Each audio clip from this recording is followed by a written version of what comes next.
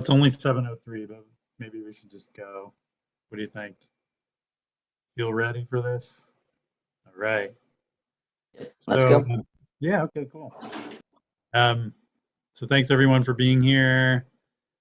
Um, I had hoped that for the first visiting writer event, since I got back from being gone last fall, that we'd all be in person instead of back here in these little squares. But here we are. Bummer. But we're still really happy to have Rachel with us tonight, Rachel Yoder. And Emma is going to do the honor of introducing her for us. Has a few words to say. True? All right. So we'll pass it over to Emma, and then Rachel will read for, I don't know, a little while. And then at the end of that, leave some time for some good discussion, Q&A. We were just hanging out on a little social gathering. I can tell you that she's got some very interesting stories to tell, and she's a very interesting person.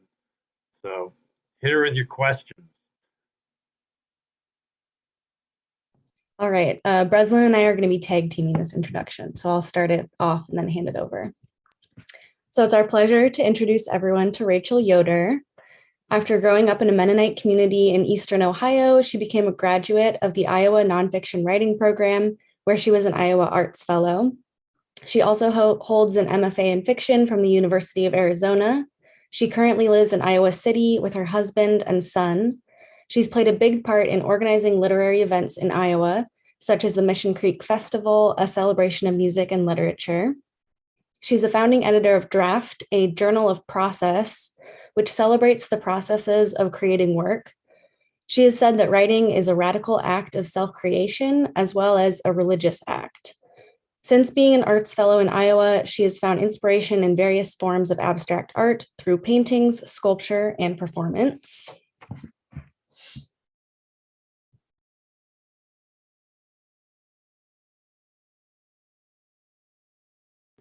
Breslin, you're muted. Unmuting myself would be great. Her writing has been awarded the Editor's Prize in Fiction by the Missouri Review, and with notable distinctions in Best American Short Stories and Best American Non-Required Reading. She has publications in outlets such as the Kenyon Review, the New York Times, the Sun, and Lit Hub, as well as several anthologies like The Best of the Web in 2010, News Stories from the Midwest 2018, and most recently Letter to the Stranger. Her debut novel, Night Bitch, came out in 2021. This novel is about an artist turned stay-at-home mom who becomes convinced she's turning into a dog.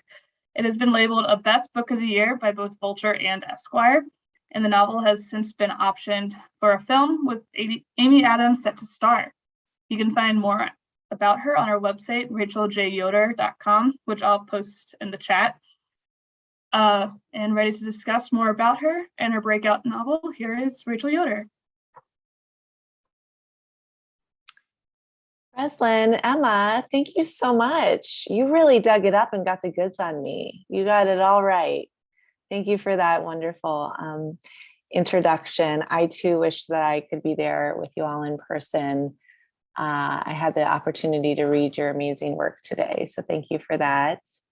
I'd like to thank the MFA at Eastern Washington for inviting me to be here. Greg, Jenny, Lisa, everyone who I've worked with. It's a real pleasure. So thank you.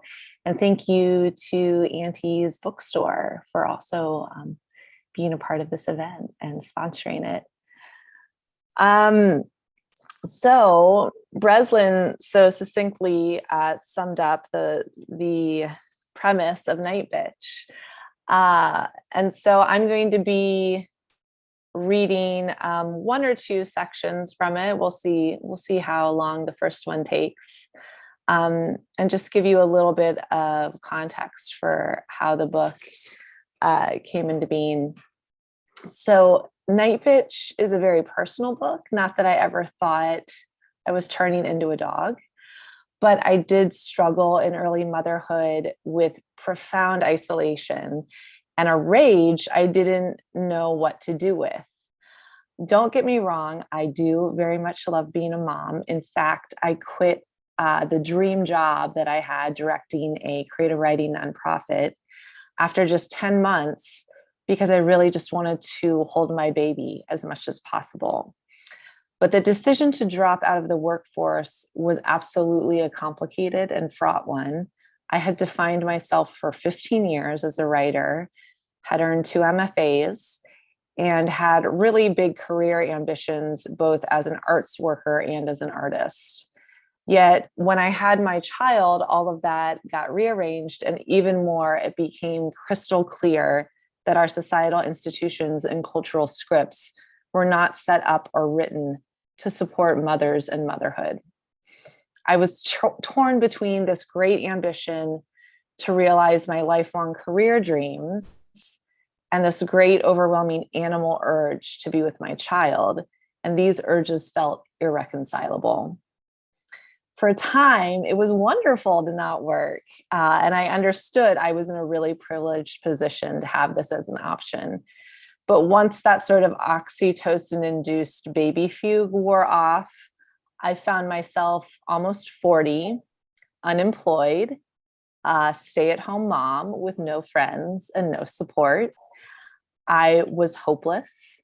I had not written a single word in over 2 years, and I allowed myself to consider that my worst nightmare might be true.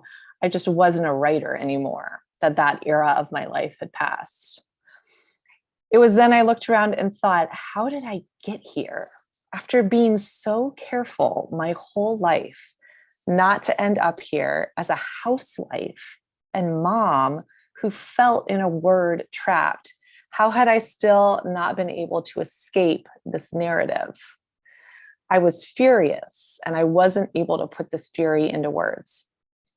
It was only after the 2016 election that I started writing. I was so enraged by the election and also by the years leading up to it, in which I had abandoned myself and my dreams, that I feared I might self-destruct if I didn't get it out on paper.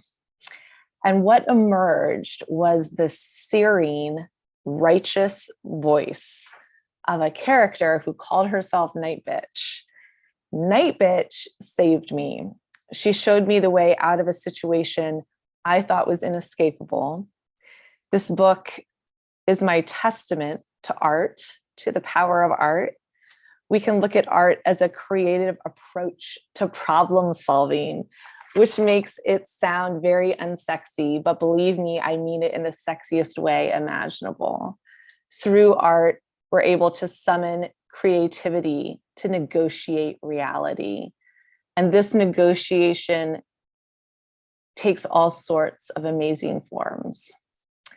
I'll read a bit from the beginning of the book to ease you into my own negotiation of the world via creativity. So here's a little bit of Night Bitch straight out of the gate. And there will immediately be profanity in this reading, and it will continue throughout. Just a little content warning. When she had referred to herself as Night Bitch, she meant it as a good-natured, self-deprecating joke, because that's the sort of lady she was, a good sport, able to poke fun at herself, definitely not uptight, not wound really tight, not so freakishly tight that she couldn't see the humor in a lighthearted, not meant as an insult situation. But in the days following this new naming, she found the patch of coarse black hair sprouting from the base of her neck and was like, what the fuck? I think I'm turning into a dog, she said to her husband when he arrived home after a week away for work. He laughed and she didn't. She had hoped he wouldn't laugh. She had hoped that week, as she lay in bed wondering if she was turning into a dog, that when she said those words to her husband, he would tip his head to one side and ask for clarification. She had hoped he would take her concerns seriously. But as soon as she said the words, she saw this was impossible. Seriously, she insisted, I have this weird hair on my neck. She lifted her normal hair to show him the black patch. He rubbed it with his fingers and said, yeah, you're definitely a dog. To her credit, she did appear more hirsute than usual. Her unruly hair moved about her head and shoulders like a cloud of wasps. Her brows caterpillared across her forehead with unplucked growth. She had even witnessed 2 black hairs curling from her chin, and in the right light, in any light at all, if we're being honest, You could see the 5 o'clock shadow of her mustache as it grew back in after her laser treatments. She always had so much hair on her arms, descending the edge of her jaw from her hairline. And was it normal to have patches of hair on the tops of your feet? And look at my teeth, she said, baring her teeth and pointing to her canines. She was convinced they had grown and the tips had narrowed to ferocious points that could cut a finger with a mere prick. Why, she had nearly cut hers during her nightly examination in the bathroom. Every night when her husband was gone and their son was happily playing with trains in his pajamas, she stood at the mirror and pulled her lips back from her teeth, turned her head from side to side, then tilted her head back and looked at her teeth from that bottom-up angle, searched the internet on her phone for pictures of canines to which she might compare her own, tapped her teeth with her fingernails, told herself she was being silly, then searched humans with dog teeth on her phone, searched, do humans and dogs share a common ancestor? Searched human-animal hybrid and recessive animal genes in humans and research human-animal genes legacy. Searched werewolves, searched real werewolves in history, searched somewhat inexplicably witches, searched somewhat relatedly hysteria, 19th century, and then, since she wanted to, searched rest cures and the yellow wallpaper, and she reread the yellow wallpaper, which she had once read in college, then stared blankly for a while at nothing in particular while sitting on the toilet, then stopped searching altogether. Touch it, she insisted, pointing to her tooth. Her husband reached out and prodded the tip of her canine with his pointer finger. Ow, he said, pulling his hand back and cradling it close to his body. Just kidding, he said, as he held up an unscathed finger and waggled it at her face. Your tooth looks the same to me. You always think something's wrong with you, he said pleasantly. Her husband was an engineer. He specialized in quality control. What precisely this meant, the mother was not entirely sure. So he went around and looked at machines to make sure they were maximizing efficiency, adjusted systems to keep them humming along at higher frequencies, read output reports and made suggestions toward improvement. Sure, whatever. What she did know was that he had little time for feelings, a condescending patience for intuition, and scoffed openly at talk unsupported by peer-reviewed scientific studies or statistics. Still, he was a good man, a caring man, an affable man, whom she appreciated very much, despite everything. She was, after all, prone to indecision, doubling back on things she had once felt but had since come to feel differently about. She was prone to anxiety, to worry, to a sensation in her chest that her heart might explode. She ran hot, she buzzed. Either she needed to keep busy or else she needed to lie down and sleep. Her husband, on the other hand, needed nothing whatsoever. No wonder then that they deferred to his judgment, his good level-headed judgment, his engineer's evenness. Of course, there was nothing wrong with her. This, she told herself as they lay in bed, their child between them, asleep and wedging his toes beneath her leg. I think I should sleep in the guest room, she whispered to her husband. Why? He whispered back. I get so angry now at night, she said. He didn't respond. I think I just need a good night's sleep, she added. Okay, he said. She rolled from bed without a sound and felt her way down the stairs and tucked into the clean sheets of the guest bed. She rubbed the patch of coarse hair on the back of her neck to soothe herself, then ran her tongue over the sharp edges of her teeth. In this way, she fell into a thick and unbothered sleep.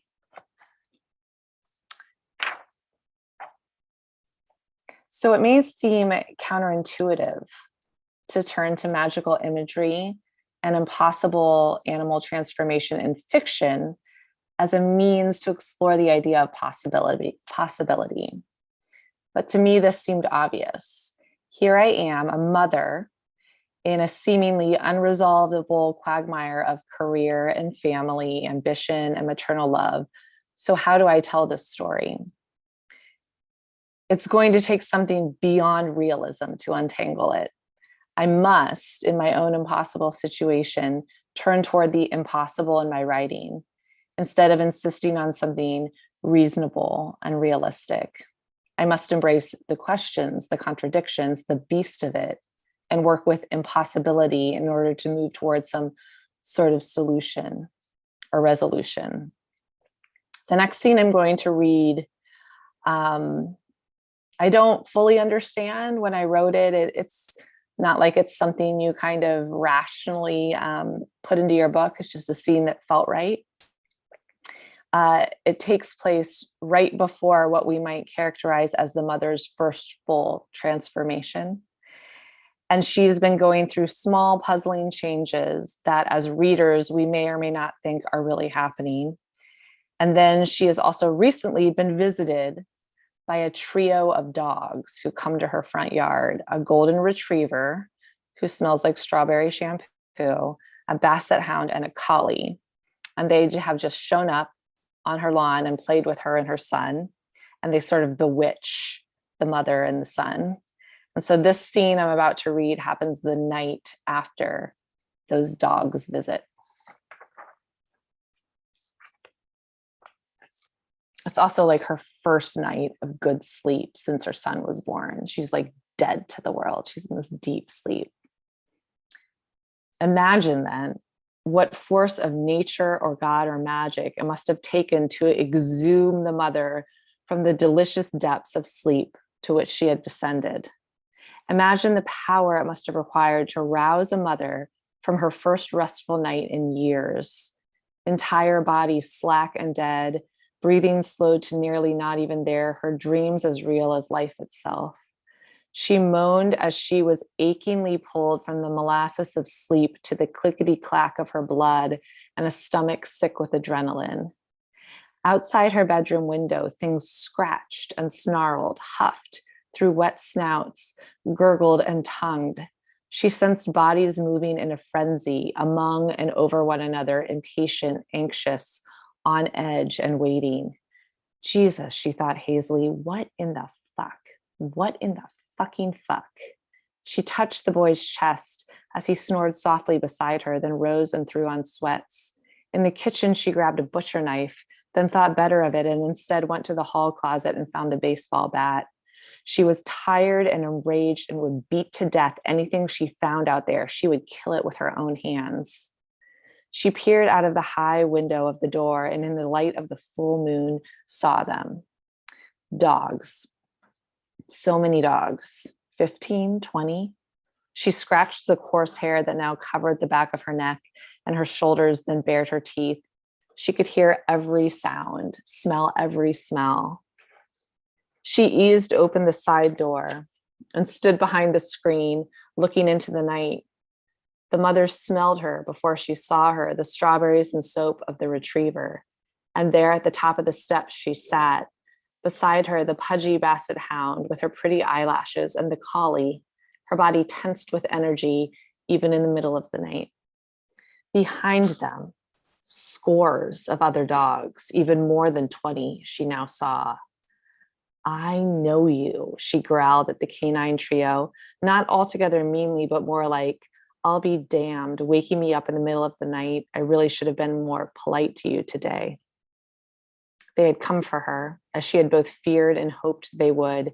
They wanted her to join them, to take her, but she wouldn't go. She would not.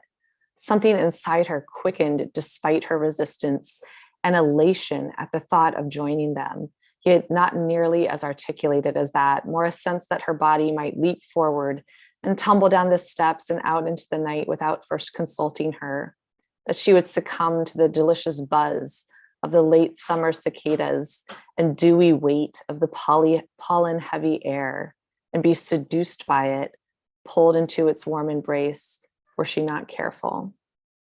Besides, what she was seeing simply could not be real, had to be a waking dream, some sort of hypnopompic hallucination brought on by stress and exhaustion.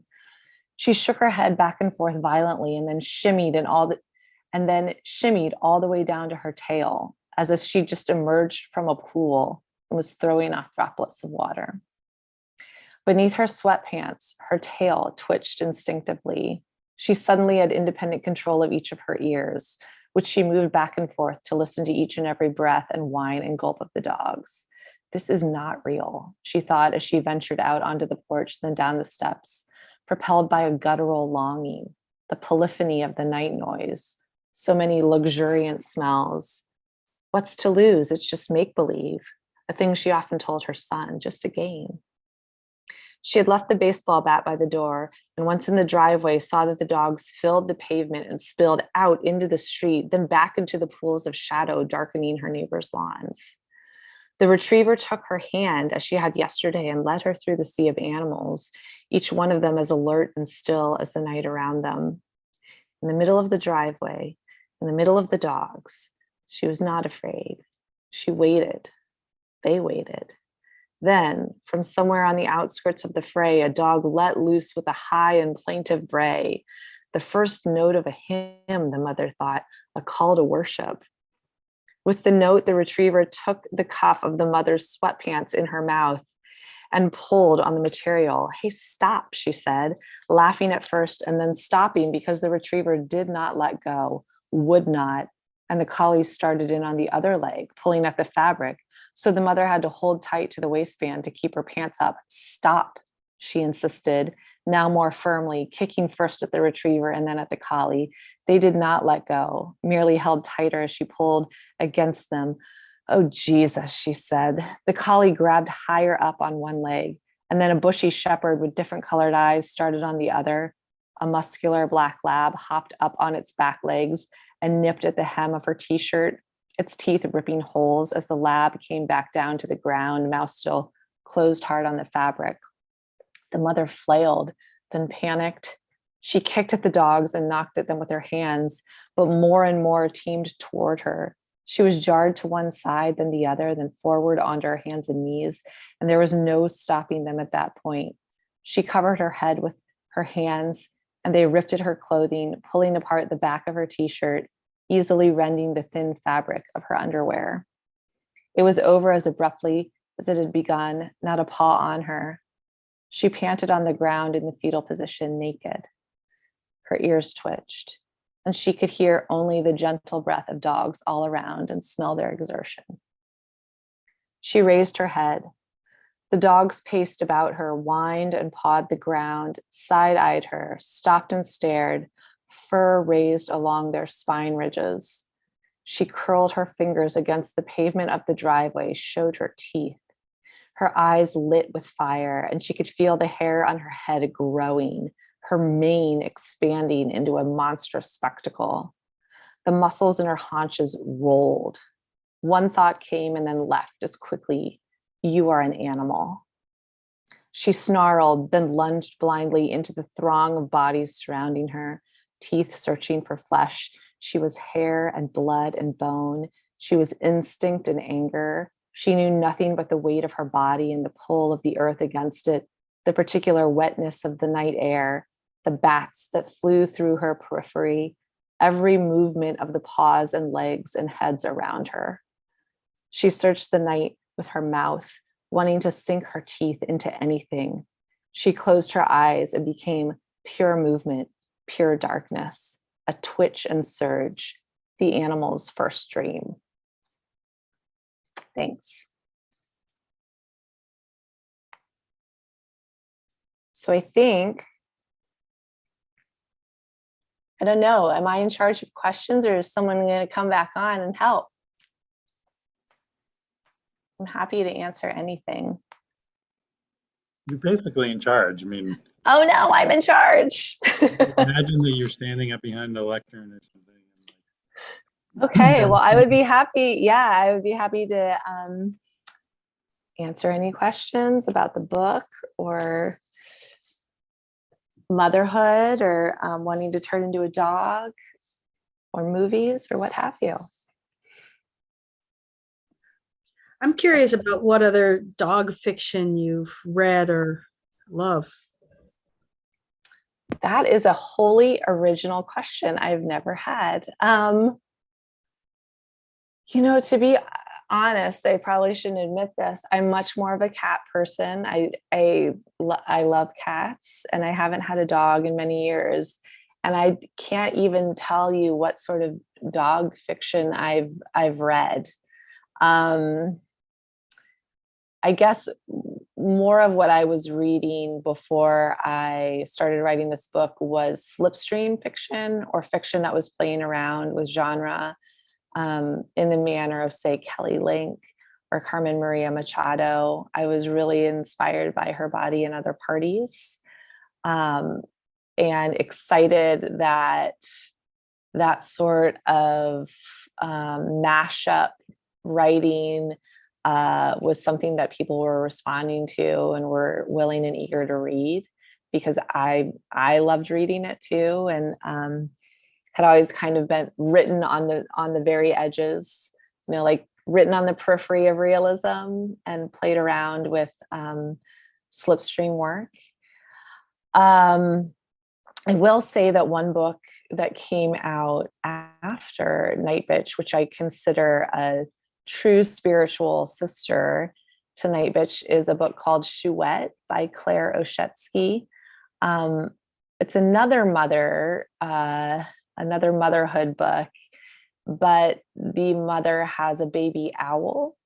And it's a beautifully written book that is exploring, some similar terrain.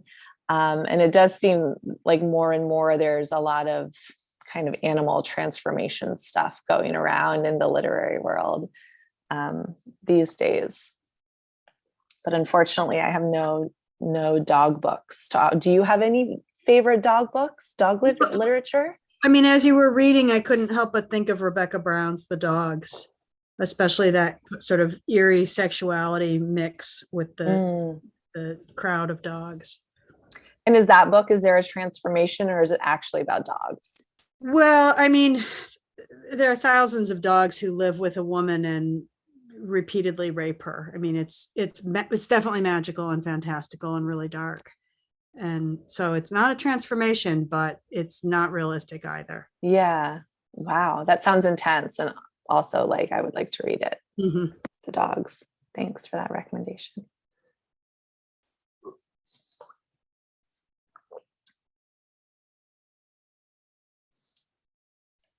I have a question. So I was just struck by the sort of the tone and the surreality of that scene you read with all the dogs surrounding her. And I was just wondering how, you talked about like realism and how this you felt like you needed to write outside of that. And I'm curious to hear how you approach making sort of the unreal elements and stories feel real and feel so vivid. And especially, how you approach is making the fantastical elements feel real to the reader. Yeah. Thank you for that question. And hello, Josh. Hello again. Well, I guess, obviously there is a fantastical element at the core of this book. However, it's dealt with as if it is entirely real, and the psychological realism of the book is I stay true to that throughout. And I think I really like the effect of writing a book with psychological realism that has fantastical elements that are, treated as though they are parts of this very realistic world. And I guess for me, as I was writing this book, I was so in touch. My body was so alive with rage that I could really feel everything in my body as I was writing this.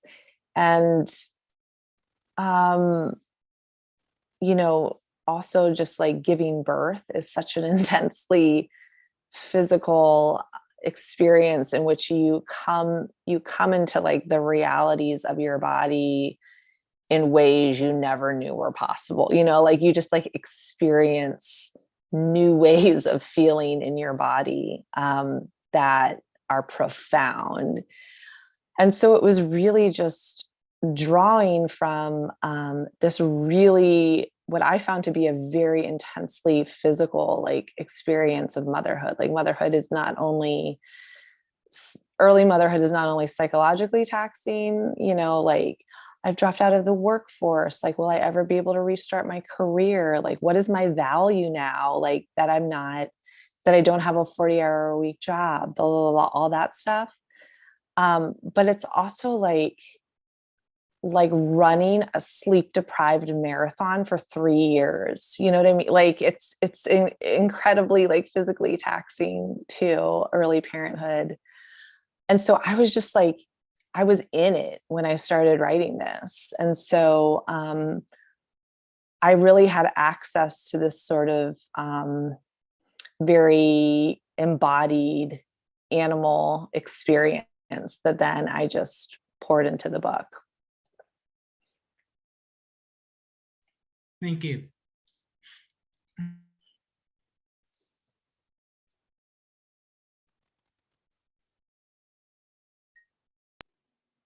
I've got a question of Noah. I mean, this is really for students. You guys should be asking the question. But here's the question. Kind of going off topic a little bit, but I was really interested in what I read about that magazine that you're co-founder of, Drafts, and then what you were telling me about is super interesting too. So if you could, just kind of talk about that a little bit, and like, what are some of the main, you guys started it as a study of like, how does revision work? How do people revise things? How do you teach revision? And like, what were the things that you have learned? What are some of the main takeaways that you've learned from all the people that you've talked to and watched their process and all that? Yeah. I mean, this is sort of a cop-out answer, but I've learned that it's really hard to generalize about the revision process, that even for a writer within his or her own work, you talk to a writer about a particular piece of writing, like a particular story, a particular poem, particular essay, and you'll say, you'll go through this process and you'll say, oh, what's your process? What do you usually do? And they're like, oh, it's nothing like this. I mean, it's like it's different for every piece. Like not only is every piece different in terms of like, concept or what you want to do with it, but then the process of doing it is also very different. I mean, everyone who we publish does revise. So I guess that's a universal thing. No one is having something channeled from their mind directly to the page. We were talking about that too. That's a huge gift that happens to you even once in a lifetime, where you just kind of channel something. I'm trying to universalize or think about something that, one thing that's surprising is that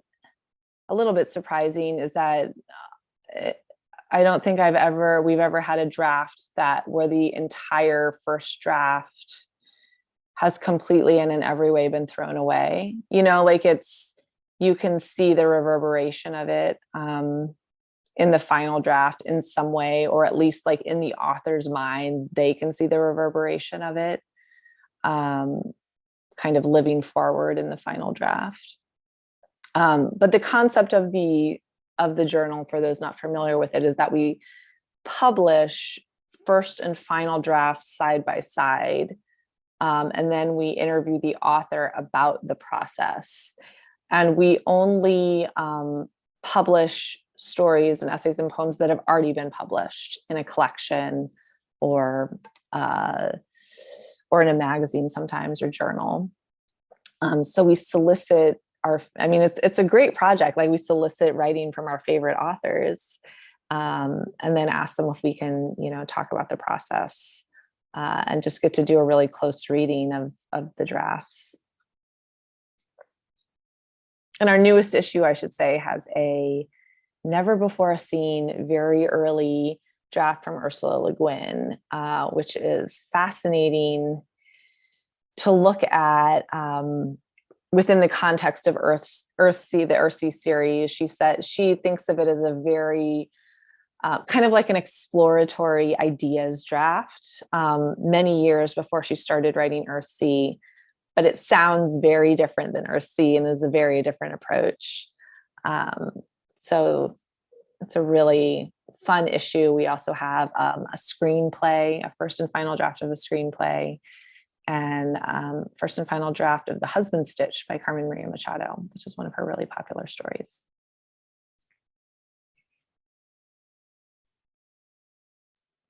If people want to get a copy of that, how would they do that? You can go to draftjournal.com, and we have ebooks and hard copies you can order there.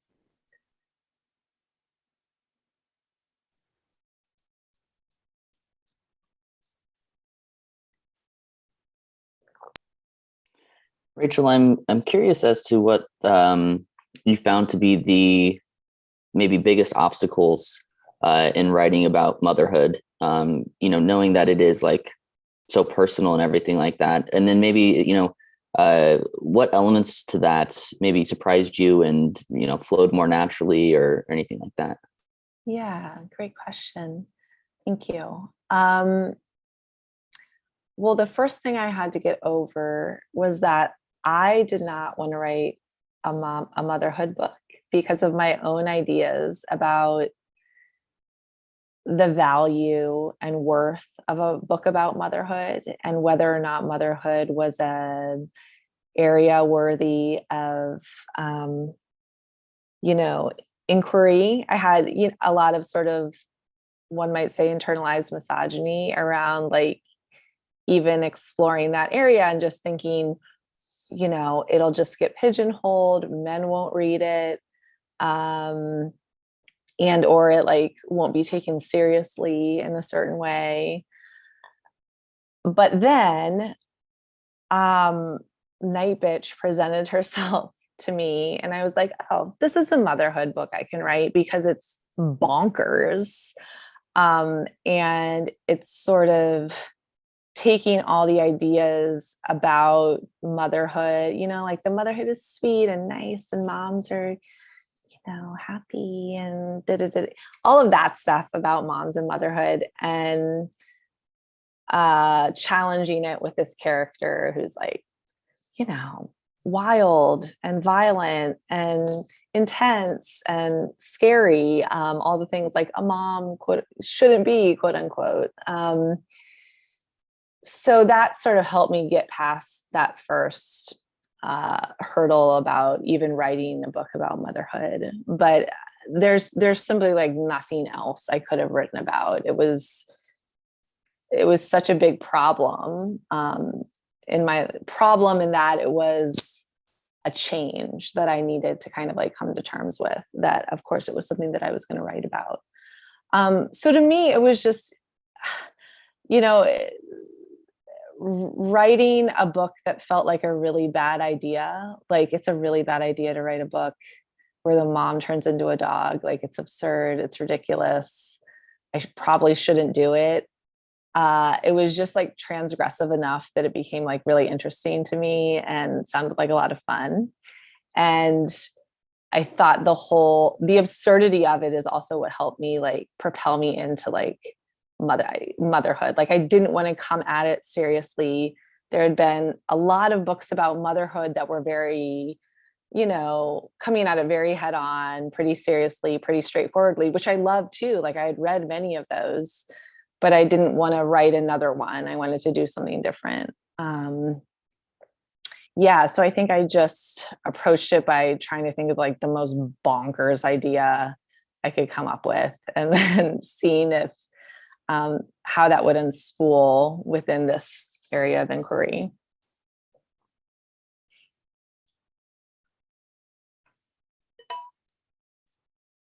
Because you have to keep it fun, right? You're writing a novel. You're going to be with it for a long time. So it can't be all gloom and doom. Like, how are you going to maintain your own interest in your long-term large project? Was also on my mind because I had never really attempted to write a novel before. So it was going to have to be something that was also going to be enjoyable for me.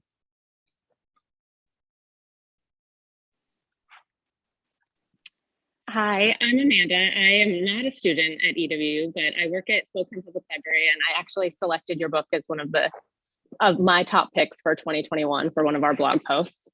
Thank you so much. Oh, you're welcome. So I was really excited to see that you were coming to this. So you've talked about how this was like a personal catharsis for you to write this, and in processing motherhood for yourself and political landscape and whatnot.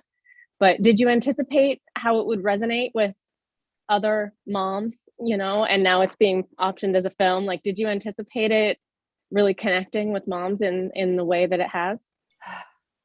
That's a wonderful question. And now looking back on it, how could I have not thought that it would connect with other moms? But no, I in no way foresaw any of this, because I felt so alone in what, in what I was going through in early motherhood and had gone through, and just was kind of like so isolated from any sort of tribe of women, that I'm like, I'm a complete freak. Like, this book is just me being a freak on the page. Like, I don't know if anyone's going to get it.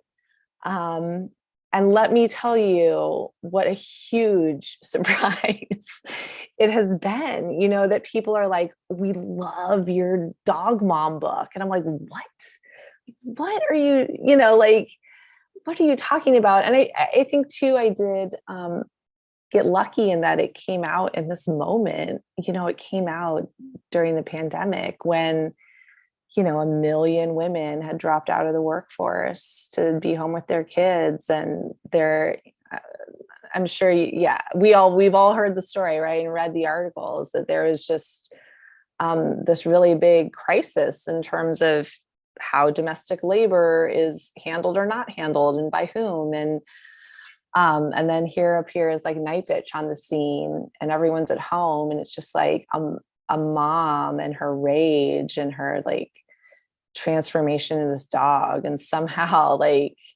it caught this wave of feeling just at the right time. So I was really surprised about the movie stuff. Just that had not even been on my radar. Like, I didn't think that was a thing that could happen. So yeah, it's all been really surprising. And now I can understand what people are responding to, but it's taken me a minute to to like catch up with what's been happening with the book, for sure. Someone also had asked, I saw in the chat, they put it, Chouette by Clara Shetsky. Okay. Wonderful. Thanks for being here, Amanda. Oh, Jonathan. Hey, Rachel, so glad that you're here. It's really great to have you. Terrific reading. Thanks. My question is kind of a meat and potatoes question about career strategy. I thought you talked beautifully about the contours of one's life and career, and when career comes into the foreground, when it recedes, and how much agency we have over those sorts of things.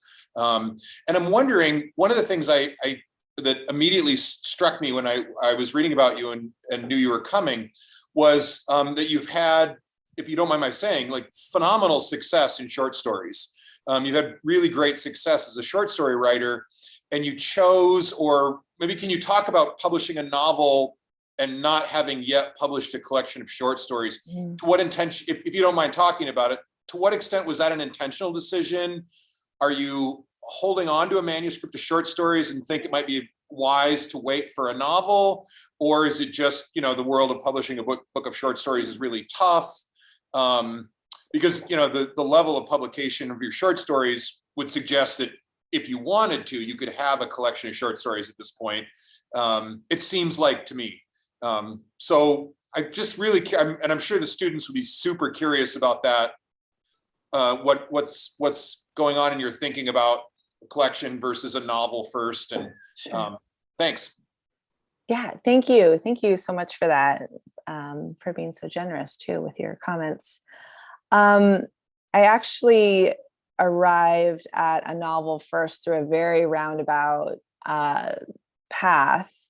I did have a collection of short stories from grad school, which a lot of people I think have coming out of grad school. It was not a very intentional collection. It was more an accumulation of stories that I had written, sort of learning how to write short stories, and then soon after grad school. So even as I was kind of putting that short story collection together, there was a certain intentionality that felt missing from it. You know, like I hadn't conceived of it as a collection.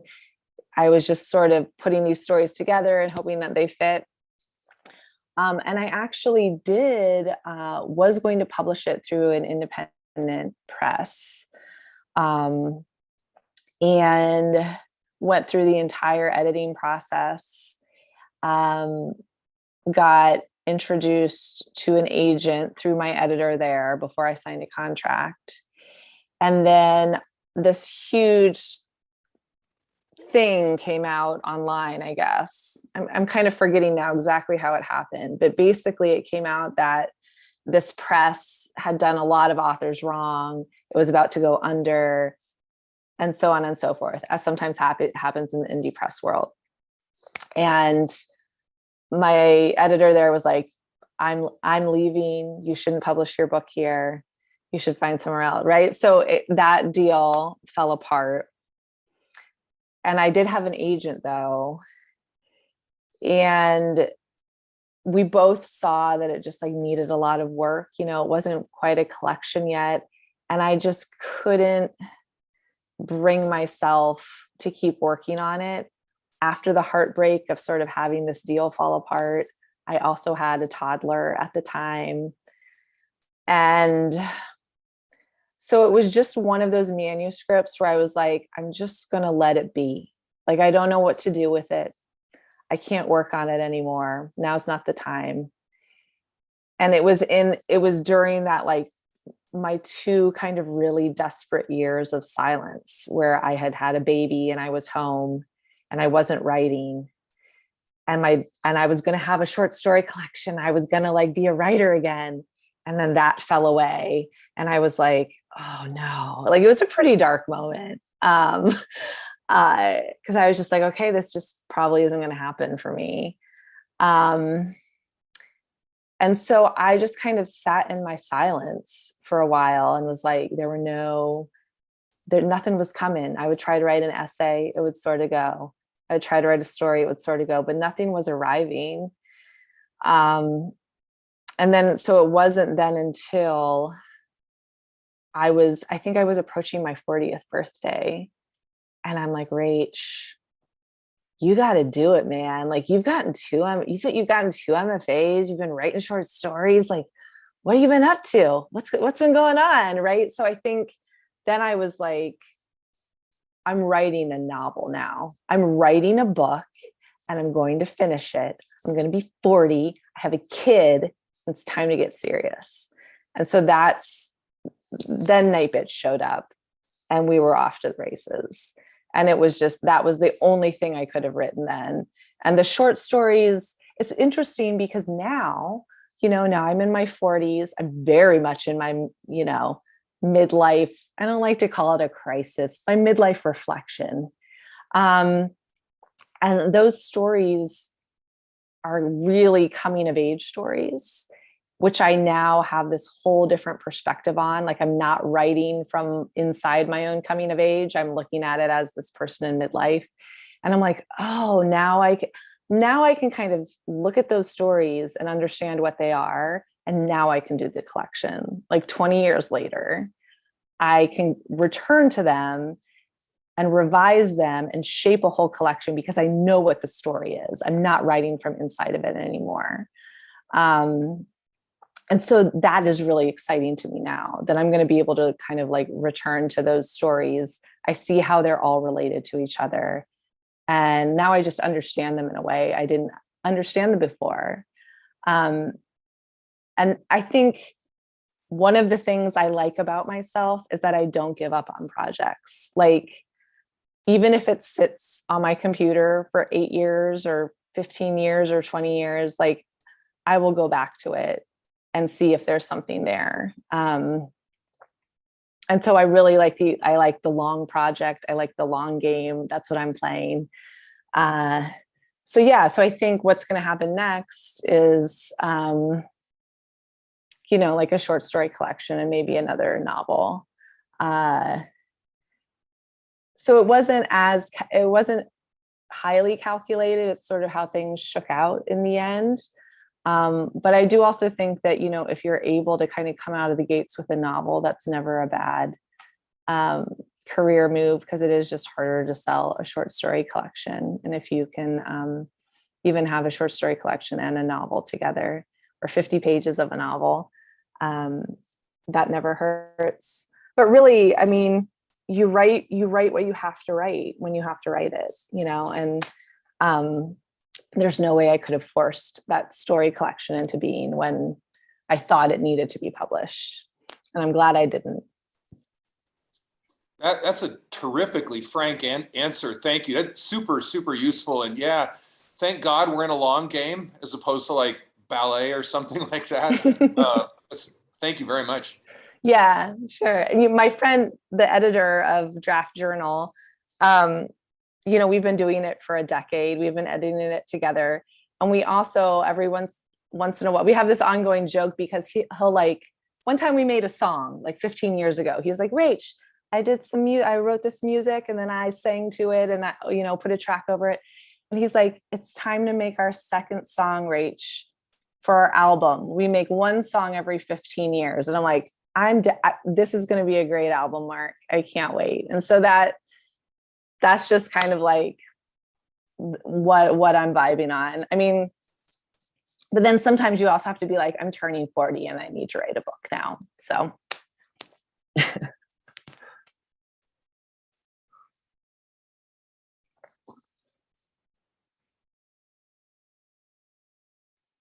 I have another question if no students are jumping in. Yeah. I can ask. I got one. You got one. All right. Yeah. So, we've been talking about draft or journal and talking about revision. And so I know you said earlier that, it can be different for every story and it's so hard to universalize, but I'm just curious, how was the drafting and the revision process for Night Bitch? And then how would that maybe compare to the drafting and rewriting process with the short stories? Are those processes substantially different to you, or are they really more similar than they might seem? Yeah, so different. And I don't think I'm ever going to have the same experience of writing something as I did with Night Bitch, because I actually wish I would have revised it more now, going back and reading it. Of course, hindsight is 2020, but it was very much something, the only thing maybe I've ever written that felt more channeled than worked, like it was something I wrote 1,000 words at a time. So I'd work on it for 3 weeks and say, I'm going to write 1,000 words every day. And it was just like, go, get it on the page. And then I'd put it away for a couple months because I had my life. And then I'd come back to it again and say, okay, I'm going to write 1,000 words every day. So it came out in these chunks. And while there definitely were, there were definitely wrong directions I went in, and I definitely had to figure out, who the characters were and like how the plot was going to work. But once I sort of like knew where I was going, the writing for the most part was very pleasurable. The closer I got to the end, the harder it became. Like, it became more and more painful, like to just get it out. Like, it became almost this physical exertion of like getting it on the page. Whereas the short stories felt much more tinkered over, much more precious, much more worked, much more considered. And and there was this sense, which was very surprising to me in the novel, which because I never tried to write one before, I didn't know. I was like, oh, you can just go in a novel. You can just like write toward the horizon if you want. And there was this sense of just like freedom and possibility, and a feeling like I had space to think about things and to have idea, like kind of like big ideas like coming into being via these characters. Yeah, so the short stories to me, short stories feel like they are little machines with lots of interlocking parts. And if one of them isn't perfectly machined in there, then the whole thing doesn't go. So they just seem like very different artistic problems. And I should probably bring more of that short story sensibility to my novel writing, and maybe some of the looseness of my novel writing to my short story writing. But I guess we'll get there. But yeah, it'll be interesting to go back and revise the short story collection and see what happens now that I've had this experience of the freedom of the novel. Thank you so much. That was really interesting.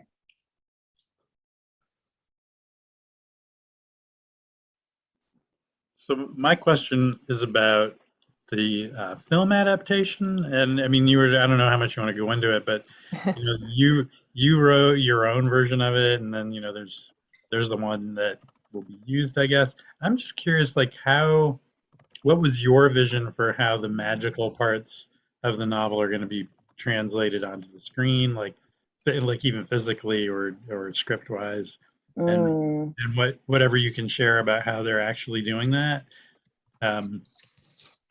Yeah, I know very little about what is actually happening with the movie, and have not read the script, so can only conjecture.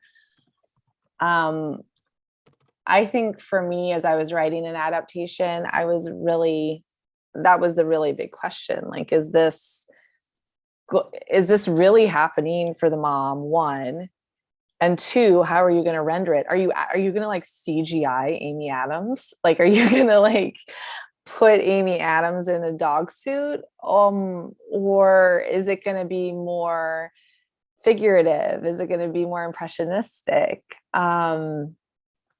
And when it came to that question, I was very glad I was not the director, because I didn't know how you would do that. I have a hunch that my adaptation and my take on the book was much more comical than the one the director's going to do. I think the director is probably going to do a more something that's closer to like the spirit of the book and is maybe a little bit more serious and dramatic. But I have heard talk of CGI versus practical effects. So I mean, I think Amy's turning into a dog, y'all. Like, I think it's gonna happen. But we'll have to see how. I mean, I completely trust the director. She's going to do, whatever she does is going to be amazing and it's going to be correct. So it's just exciting to see what happens on the screen, because you can have that ambiguity in the book, right? Where like, you can read it as though she never actually transforms into a dog. But on screen, you have to make a decision. Like, you can't write your way around it. That's what's so hard about screenwriting. Yeah, I'm like, oh, I should stick to novels. You can just write yourself around the really hard parts, the really hard questions. Yeah.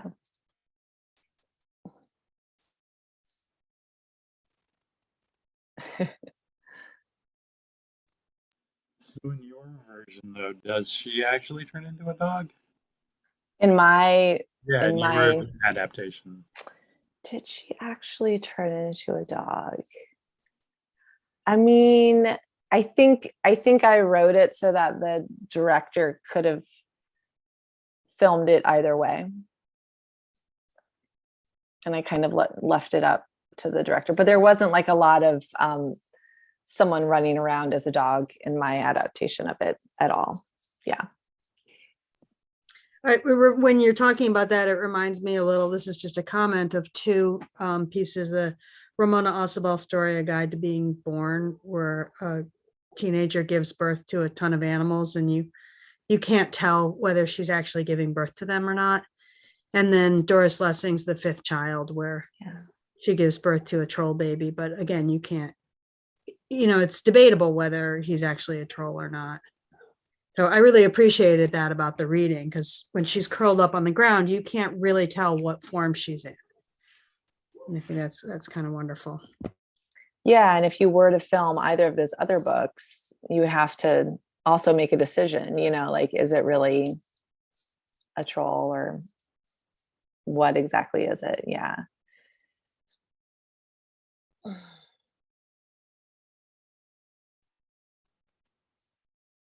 What do you Hi. think? Oh, yes. Oh, sorry. No, go for it. I was just curious, how do you manage to maintain the motivation or the discipline to actually finish writing a novel or anything in general? That's a great question. How do you finish things? My own students here at Grinnell have also been asking me such unanswerable questions as this. I suppose I could also ask a more specific question. What motivated you to finish this specific novel? What motivated me, again, just I needed, this novel was really me writing my way back to myself. Like I really got lost after I had a kid. Like I disappeared inside motherhood, as many women do. And writing has always been like my lifeline to who I truly am. It's like this emanation of who I am. And when I wasn't writing, just it wasn't working. And so part of the act of finishing the novel was that I needed to write myself out of this abyss I had entered into, like I needed to finish the story so that I could sort of like see my way out of my own abyss. I was writing a novel, but it was also me like writing myself out of something. Like these characters are not all that dissimilar than me and my husband and my son, right? And so I'm animating them in this creative space and playing around with them and figuring out solutions to their problems in this safe creative space. And so it just felt like an act of survival too, to finish the book. Like I need to know, where they wind up in the end. And I need it to be a good place. Like I needed it to be a happy ending. It can still be complicated at the end, but I needed her to like survive and thrive, because I couldn't see my own story. I couldn't see a way out of my own story. Like I didn't know how to resolve it. And so I was working it out through this book. But then, on just a very practical level, how did I finish it? I gave myself these achievable writing targets every day, and I met them no matter what. Like you can write 1,000 words a day for 14 days, no matter what. You can do that. And so if you want to write a book, then do it. Then set your 2 weeks apart and write 1,000 words every day. I was just very disciplined when it came to that. And when I wasn't writing for, the months in between, I didn't beat myself up. I said, oh, don't worry. In November, I'm going to write 1,000 words every day for 3 weeks. And then I'll have 21,000 new words, like and so that's the way I made it through. And I was determined to finish. I think too, like my age played into it, you know, like I was turning 40 and I wanted to have a book. And I had been writing for 20 years, you know, somehow I had been writing for 20 years. So yeah, I don't know where that determination comes from. I don't know like how you make yourself want to write a book.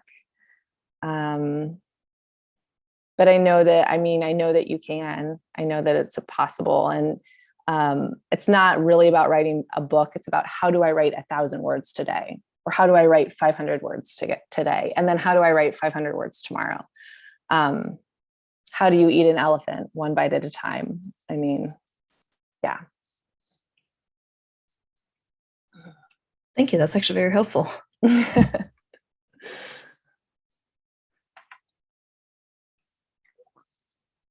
Rachel, I have a question in terms of maintaining the rage and anger and some of those strong emotions and feelings throughout the course of a novel like this. You know, I find myself timid to keep such strong emotion like that lasting for such a long period of time. And so I'm curious, how did you kind of balance that? Did you have any worries or concerns there while writing? And just kind of how did you keep that that strong emotion without things ever, maybe even to you feeling repetitive or overwhelming? Yeah, great question. I do think that the rage, so the first third of the book is very voice driven, is very close third to the mother, is very internal, very ranty, very ragey. And that can certainly get old very quickly. And so what I tried to do is leaven it with humor. That the voice is very angry, but then it knows, it's self-aware. And has these funny moments to kind of puncture the intensity of the anger. But I also knew that the whole book couldn't be angry. It was just too much. And so the anger does sort of start to fall away and turn to different intensities. Like there's sort of a spiritual intensity in the latter part of the book that I think is what that rage sort of transforms into.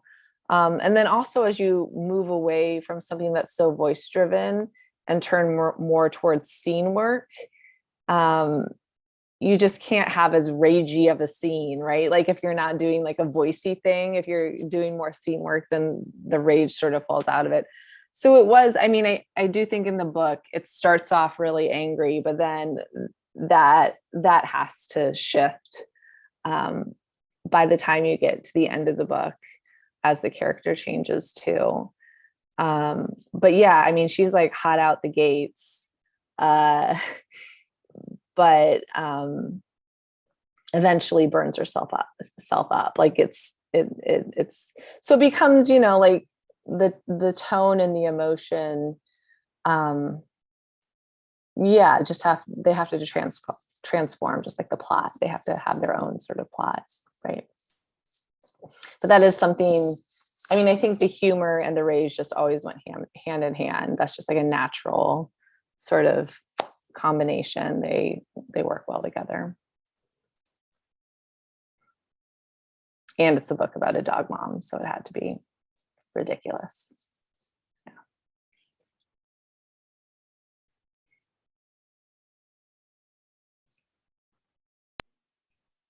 I don't want to keep you up too late. I know what time is it there?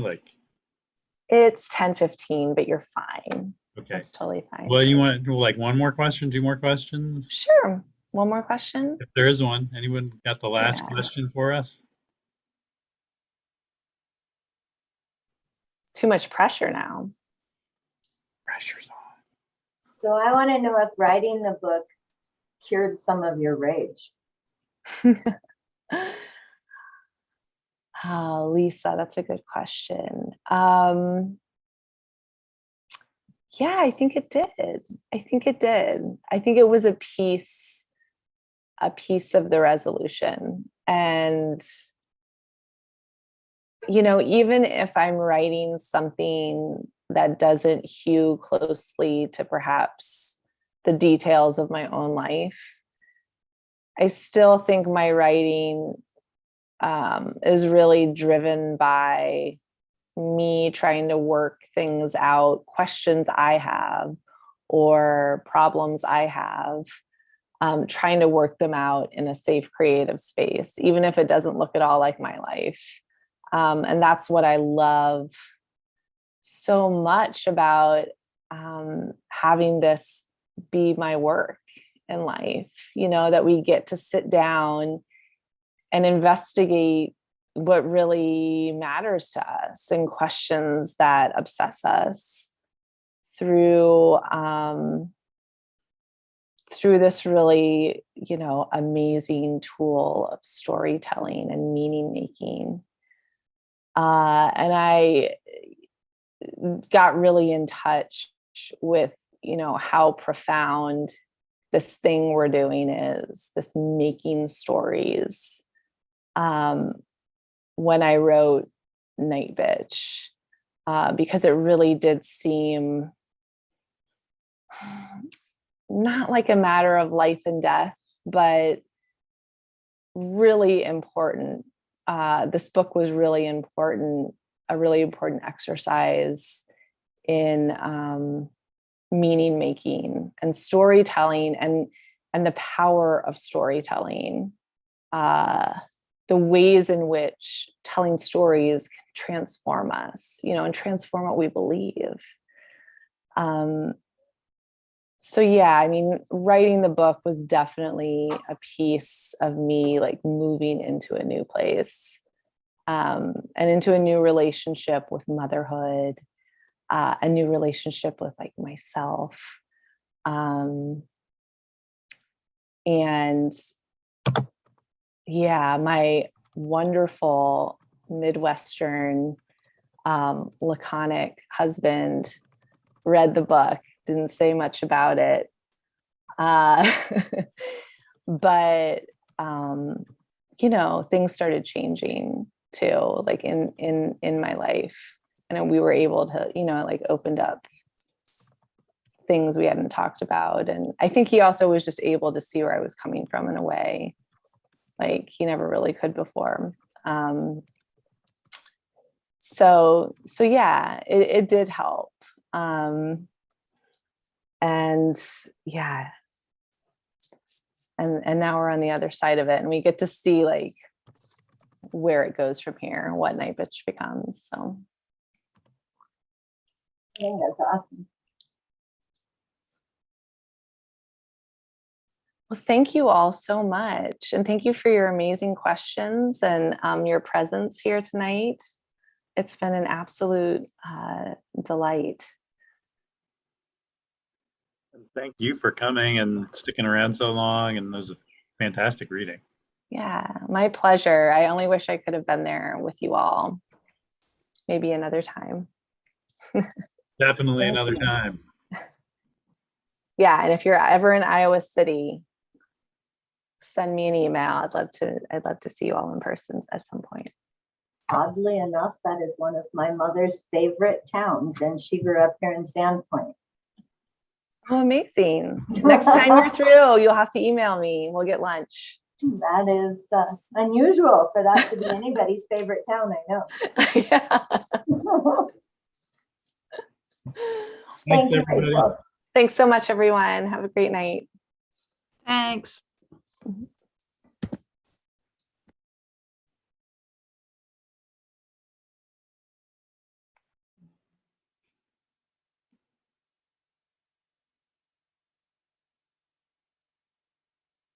You're good. I am just waiting to hit the final button here.